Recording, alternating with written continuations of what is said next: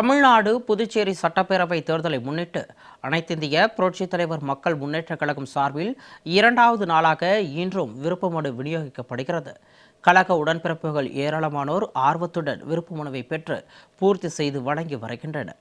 எதிரிகளையும் துரோகிகளையும் வேறறுத்து மீண்டும் அம்மாவின் ஆட்சி அமைப்போம் என்ற சூளுரையுடன் அனைத்திந்திய புரட்சித் தலைவர் மக்கள் முன்னேற்றக் கழகத்தை தொடங்கிய கழக பொதுச் செயலாளர் புரட்சித்தாய் சின்னம்மா வரும் சட்டப்பேரவை தேர்தலில் தமிழ்நாடு மற்றும் புதுச்சேரியில் தென்னந்தோப்பு சின்னத்தில் நமது வேட்பாளர்கள் களம் காண்பார்கள் என அறிவித்திருந்தார்.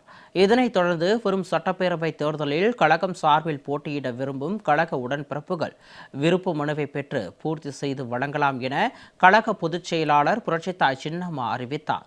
அதன்படி சென்னை போயஸ் கார்டன் ஜெயலலிதா இல்லத்தில் உள்ள முகாம் அலுவலகத்தில் நேற்று முதல் கழகம் சார்பில் விருப்ப மனு விநியோகம் செய்யப்படுகிறது. முதல் நாளில் தமிழ்நாடு மற்றும் புதுச்சேரியைச் சேர்ந்த ஏராளமான கழக உடன்பிறப்புகள் ஆர்வத்துடன் விருப்ப மனுவை பெற்று பூர்த்தி செய்து வழங்கினர். மேலும் ஆவடி, பெரம்பூர், திருமங்கலம் உள்ளிட்ட தொகுதிகளில் கழக பொதுச் செயலாளர் புரட்சித்தாய் சின்னம்மா போட்டியிட விருப்பம் தெரிவித்து ஏராளமான கழகத்தினர் விருப்ப மனு பெற்றனர். இதனைத் தொடர்ந்து இரண்டாவது நாளான இன்று காலை 10 மணி முதல் விருப்ப மனு விநியோகிக்கப்படுகிறது. கழக உடன்பிறப்புகள் ஏராளமானோர் ஆர்வத்துடன் விருப்ப மனுவை பெற்று பூர்த்தி செய்து வழங்கி வருகின்றனர்.